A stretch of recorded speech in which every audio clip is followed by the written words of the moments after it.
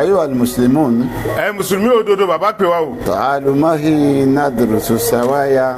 Àbá ní ká tẹ̀lé àwọn ká lọ, wọ́n ní ká lọ kọ́ ẹ̀kọ́ kan, ẹ̀kọ́ wo, ẹ̀kọ́ níwọ̀nba náà ni o. تعليم ديننا الإسلامي. Ẹ̀kọ́ wo wá ní ẹ̀kọ́ ẹ̀sìn wa yìí, ẹ̀sìn wo ọ̀nà ní ẹ̀sìn Ìsìlámù tá wà ń bẹ̀ kí ló kọ́ wa. عندنا وقدوتنا محمد رسول الله صلى الله عليه وسلم. Ẹ̀kọ́ yóò wá látọ̀dọ̀ ẹnì kankan látọ̀dọ̀ ọ̀gá wa ni olólùkọ́ṣe wa ni Ànábì wa Muhammad ọ̀dọ̀ rẹ̀ náà lè ẹ̀kọ́ tá a fẹ́ kọ́ ìtì wá.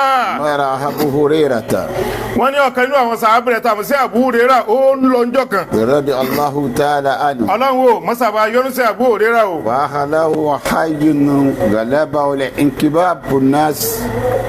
Aláwárí àwọn ènìyàn. يعني بدون الناس. Wọ́n lé àwárí àwọn ènìyàn tó ẹ pé gbogbo àárà àátà ká ṣe gbogbo ayé yìí nǹkan tó ṣàjẹmọ́ta ayé òun làwọn bísítì òun ni wọ́n ń ṣe níbi kó ti rí wọn. فناداه Abu Hurairah bó ti wá rà àwọn jẹ̀mọ́ yìí ni wọ́n ń pè wọ́n. أنت هنا Sí àyín lẹ́yìn wà ní. وميراث رسول الله صلى الله عليه وسلم Tó sì jẹ́ pé ogún àrùsí Ọlọ́run Ànábì wa Muhammad tó gbé wá fún wa. يقسم في المسجد. Wọ́n ti ń pín inú mọ́sálásí ẹ̀yin jókòó sí àyín ẹ̀ ń ta ẹ̀ ń ra ẹ̀ ń ṣe nǹkan míì wọ́n sì ti ń gbókun Ànábì ni wọ́n ti pín owó ẹ̀ ní mọ́sálásí. فسبوا المسجد. Kí làwọn jẹ̀mọ́ yìí gbọ́ àbá àwọn sára fi tí wọ́n ń tà wọ́n sára fi tí wọ́n rà lẹ́ wọ́n lọ mọ́sálásí. مسترعين. Lẹ́ni tó yẹ pé o ní gbáwájú mi o sì ní gbáwájú tiẹ̀ náà gbádùn. ورجعوا إلى أبي هريرة. Kò pẹ́ kò jìnnà wọ́n ti padà dé ní wọ́n bá gbà Abu Hurairah. يقولون له Wọ́n wá ń sọ fún wípé. ما وجدنا شيخا يقسم بالمسجد. Ọkùnrin arọ fún wa ni o torí nígbà tá a dé mọ́sálásí àrí pé wọ́n ń pín ogún kan bẹ́ẹ̀ àdébẹ̀ àwọn pín ogún kankan o. فقال لهم أبو هريرة Abu Hurairah wa ń fún wọn lẹ́sìn sọ fún ọ yí pé. أما رأيتكم يصلون. Àṣẹ dé mọ́sálásí lóòótọ́ ọ̀rẹ́ bá dé mọ́sálásí lóòótọ́ ẹ sáà ra àwọn kan tí wọ́n ń kírun ni. وقوم يقرؤون القرآن. Sígbà tẹ dé mọ́sálásí ẹ̀ báwọn jàmáà kan tí wọ́n ń ka Al-Qur'ani láàrin ara wọn ni. وقوم يتذكرون الحلال والحرام. Nígbà tẹ dé mọ́sálásí sẹ́ẹ̀ ra àwọn kan tí wọ́n rán an létí pé ìtọ́lọ́wọ́ bá fẹ́ ni ìtọ́lọ́wọ́ bò fẹ́ ni sẹ́ẹ̀ bá wọn bẹ̀ ni. ذلك ميراث رسول الله صلى الله عليه وسلم. Ogún sí Ọlọ́run tí mo ní wọ́n ń pinnu mọ́sálásí tí mo pè yín sí náà nù ni ogún wo lẹ́ tí wọ́n wá. رواه الطبراني. Tabarani ló gba àdìsí wa tó wá fẹ́ mọ́. عباد الله. Ẹ̀yẹ rúṣin Ọlọ́run. الحديث الشريف Alá àdìsí táwọn kà fún wa yìí.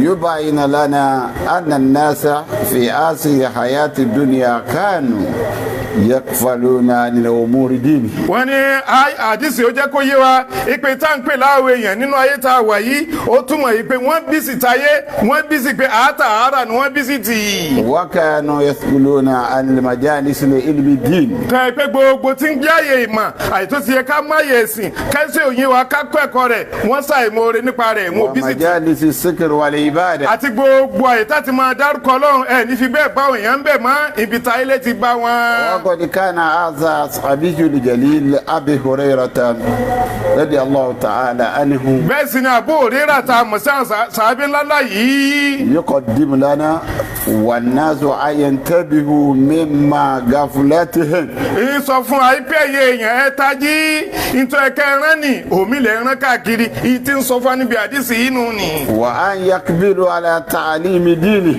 Ìpè ẹ̀kọ́jú máa ti ń jẹ́ ọ̀rọ̀ ẹ̀sìn ẹ jẹ́ ká ọ̀rọ̀ ẹ̀sìn ọmọ yín ẹ jẹ́ kó yé yín ìmọ̀ tẹ́ fi mẹ̀sìn rà ẹ jẹ́ kó yé ẹ lọ́kọ̀. وندعهم الله في قرآنه. Bẹ́ẹ̀ sì ni gẹ́gẹ́ bí ọlọ́ba àlekè ọlá títí ń pè wọ́n nínú Al-Qur'ani tí ń pè ọmọ ènìyàn. بل تؤثرون الحياة الدنيا والآخرة خير وأبقى. Ọlọ́run bá ní ọ̀rọ̀ mi ènìyàn wọ́n bí síta ayé ni wọ́n gbé lórí bẹ́ẹ̀ sì ni àlìkìyámọ̀ òun náà nìkan ní òsẹ́kù o. إن هذا لفي صحف الأولى صحف إبراهيم وموسى. Ọlọ́run bá ní bó ti wí fún yín rẹ̀ nígbà Muhammad ìbẹnu takàndá àwọn ẹni alákọ̀ọ́kọ́ o inú títa àwọn owó ní ìbẹnu ti Musa ìsìnbẹnu ti Ibrahim tẹ́ gbà ń bẹ́ẹ̀. عباد الله. Ẹ̀yẹ rúṣin Ọlọ́run. إذا نظرتموه إلى جميع يعني جميع المجتمعات اليوم. Wọ́n ní tá a bá farabalẹ̀ tá a wo àwùjọ tá a ń lò lónìí àwùjọ tó ní kálukú wa tá a ti bára wa lónìí. وجدت أنها ملأت بكفاءة الأنواع الفساد. Wọ́n náà rí i pé ọ̀pọ̀lọpọ̀ tó kún fọjọ́ láwùjọ tá a wà yìí ìbàjẹ́ ló kún bẹ́ẹ̀ ìbàjẹ́ kúnlé ìbàjẹ́ kún oko ni. الحياة زوجية Bẹ́ẹ̀ sì ni tó pé tá a bá ní ká wo àrí tọkọ láya. التي ودع الله تعالى من أجل يعني atmanin. léètọ́ ipe tọ́lọ̀ bá fi gbé tọkọláya tó fi gbé àwùjọ wọn kalẹ̀ ipe kọ́kàn wọn balẹ̀ ní. atmanin wa sakina. àti kára wọn wálẹ̀ wọ̀ tó mọ̀ pé eléyìí ti níyàwó eléyìí ti lọ́kọ. fakadati asakina. àmọ́ ń gbà tá a dáàrí wọn bá ti lọ́kọ tó mọ̀ ti sìgbéyàwó tó ara wọn ò balẹ̀ ilé wọn ò balẹ̀ ojú wọn ò rójú wọn ò ráyè. albiladu lati yaishu fi annas. bẹ́ẹ̀ sì labá ti kó mbẹ́ bá bọ́ sáwùjọ ìlú táwọn ènìyàn ń gbé táàbọ̀ ènìyàn bẹ́ẹ̀. wakadola amni. ẹ rí i pé ìyí ti ń jẹ́ fọkànbalẹ̀ àdírí mẹ́. amna wala am. ní bá fọkànbalẹ̀ ń bẹ̀ àṣẹ ní security ń bẹ̀ mọ́. watasra la awfa fi dunya nas. ọwọ́ di pé ìbẹ̀rùbojo láwùjọ ọmọ ènìyàn bọ́ àti lè rìn lóru àti fẹ́ lè rìn lọ́sàn-án mọ́. ibadallah.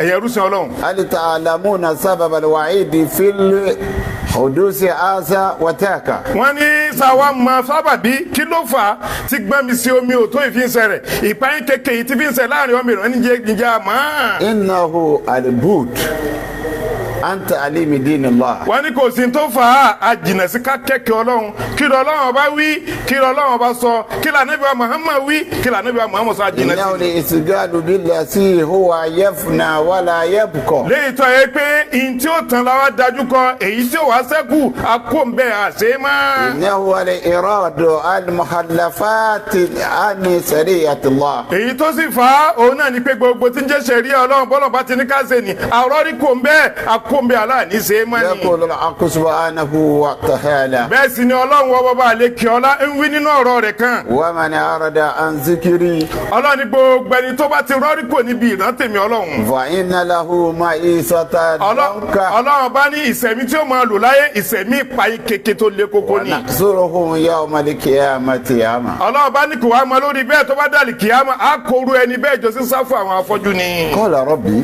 tó bá di jọ́nà yóò máa níwọ̀ ọlọ́run bá ní. liman asartani ama wa qad kuntu basira. kí ló dé tó wá ṣe mí láfọ́jú lónìí bẹ́ẹ̀ sì ni mo ti rí nígbà tí ń bẹ láyé. qala kadhalika atika ayatuna. ọlọ́run bá ní wa kò sí. nasaytuha. fasalika al-yawman tunsa. ọlọ́run bá ní kò sí tó fà á ìrántí mi ọlọ́run ọ̀rọ̀ mi ó ti wá bọ̀ àmọ́ ó gbàgbé rẹ̀ òun ló jẹ́ káàánú ó gbàgbé ọlọ́run sí sáájú àwọn afọ́jú. ibadallah. ẹ̀yin ẹrúsìn ọlọ́run. ta'lamu.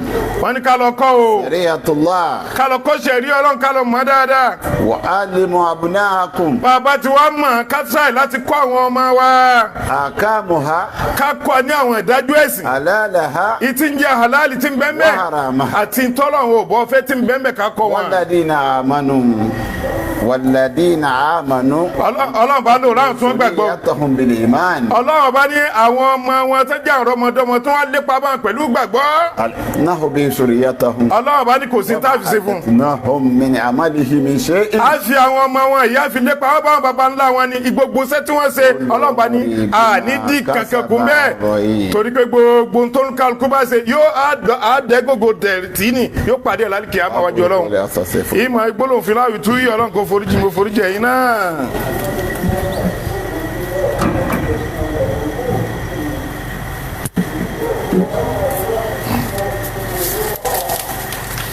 alhamdulillahi rabbil alamin. ọpẹ́ fún ọlọ́run ọba gbogbo ẹ̀dá. wassalatu wassalam ala asrafil mursalin. ìkẹ́ ọlọ́run àti ọlọ́run kò mọ bẹ́ẹ̀ ní fi ń bu ìjì lóòjì sí ọlọ́run. mawlana muhammad bin abdullahi wa alihi wa sahbihi. aṣáájú ọ̀gá wa níbà muhammad àti gbogbo ara àtàwọn sábẹ̀rẹ̀. amma ba'd. lẹ́yìn wá gbà náà. fa innana wa fi asl waqt arrahim. àwọn àbá lásìkò tá a wáyé àsìkò tí gbogbo ẹ̀ ń lọ sọ́ọ̀tún tí ń lọ sósì yìí. na'budullaha ta'ala wa nazkuruhu.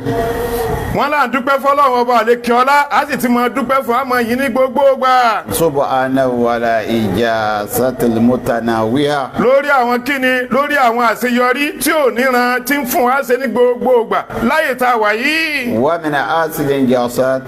nínú àwọn àṣeyọrí tọ́lọ́run bá ń fún wa ṣe. arjul khadadi minan nas min al abnahi al muslimin. òun náà ni pé ìjáde ìmọ̀ gboyè gbẹ̀kọ́ tí ọ̀pọ̀lọpọ̀ ọmọ ilé tó jẹ́ mùsùlùmí òdodo tí wọ́n ti àyè yìí jáde ń bẹ́ẹ̀. في مدرستنا رئاسي في مركز الأمان التعليم العربي الإسلامي. nílé ẹ̀kọ́ wa yìí tá a mọ̀ sí markazu ta'alim al-arabi al-islami o. إن هذا من أعمال الخير التي وفقنا الله تعالى له يعني لإقامته. nínú àwọn ṣe oore tọ́lọ́run bá gbélé ọmọ ànábì ádámù lọ́rọ́ pé kọ́ ọmọ lọ sínú ayé tọ́lọ́run bá fún àṣẹ láyé yìí nù ni àdúpẹ́ fún ọlọ́run àyè tí mo dúpẹ́ fún ọlọ́kan ní kése ni. wà fi yawmil ahad al-qadim. àbá nítorí náà níjọ́ sunday tí ń bọ̀ tó dájú kọ́ tá a dájú kọ́ yìí. kọ́mọlá afúlẹ́tà tarid.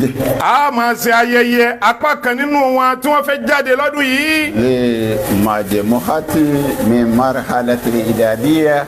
ní àwọn ìpele wo àwọn ìpele ọlọ́dún mẹ́rin tí wọ́n fẹ́ jáde lọ́dún yìí. kadhalika al-jam'u al-ghafir. bẹ́ẹ̀ sì tún ní. awulahi talabati alladhina kanu fi marhalati as-sanawiyya. bá a ti wọ́n rí àwọn ìpele ọlọ́dún mẹ́rin yìí a ti máa rí àwọn tí wọ́n pọ̀ rẹ̀kẹ̀tẹ̀ nípele ọlọ́dún mẹ́ta táwọn náà fẹ́ jáde tí ń jẹ́ sànàwí. wa qad ta'allamu asa dinul islami ala aidina. èyí tó ẹ pé ẹ̀kọ́ ìsìlámù tọ́lọ́run bá ní ká kọ́ wa yìí tí àbúrò rẹ̀ rà pé gbogbo àjẹmọ́ ẹ̀sìn jọ́sí ọlọ́run bá ní kún ó ṣe àṣeyọrí rẹ̀ láti àyè tá a wà yìí ni. ya'lamu al-faqih. àwọn tá a wí àwọn ọmọ kẹ́kọ̀ọ́. al-fiqh wa tafsiri wa ulum al-hadith. ọlọ́run bá ní kó kẹ́kọ̀ọ́ fíkìú ẹ̀kọ́ tafsiri ẹ̀kọ́ hadith anabi Muhammad. wa tu'allimu sirati an-nabawiyya. bẹ́ẹ̀ sì ni ìtàgbésí ayé anabi Muhammad wọ́n kọ́ yọrí ni. wa ta'limu al-islami. àti tí ń jẹ́ ẹ̀kọ́ ìsìlámù wọ́n kọ́ yọrí láyé yìí. wal adab. àti tí ń jẹ́ adabu wọ́n kọ́ yọrí. wa ghayri zalika min ta'limi asad-din.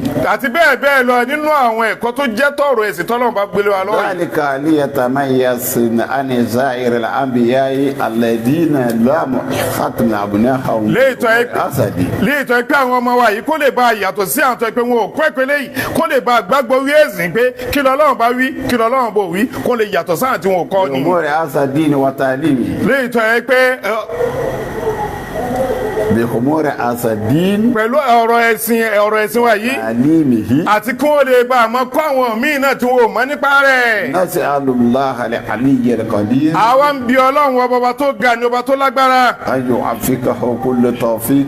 ìpè gbogbo tí ń jẹ́ dáadáa tó kù tó mọ̀ sí láyé ọlọ́run mọ́sà máa fi hàn sí kòńgẹ́. سائر أبناء المسلمين. àti gbogbo àwọn tí wọ́n ti kọ́ yọrí kó tó dòní àtàwọn tó ti wá padà máa kọ́ yọrí nínú wọn. ذلك على الله يسير. torí gbogbo ń tá a bẹ́ẹ̀ níwájú ọlọ́run bá yìí ó rọrùn fún ọ láti ṣe ọlọ́run dákun mọ́sà wá ṣe fún wọn. وبالله توفيق. ọlọ́run bá lọ́ba tí ń fi ní ṣe kòńgẹ́ o. فتنا مجال. ọlọ́run ò dá ọ̀dọ́ tó ń dá ọ̀fẹ́ ni. فتنا مجال. àdáyítà òun sáré sì kọfẹ́ fún wa náà ní. الفقه في ọlọ́run mọ́sà fún alágbẹ̀ẹ́nú ẹ̀sìn wa.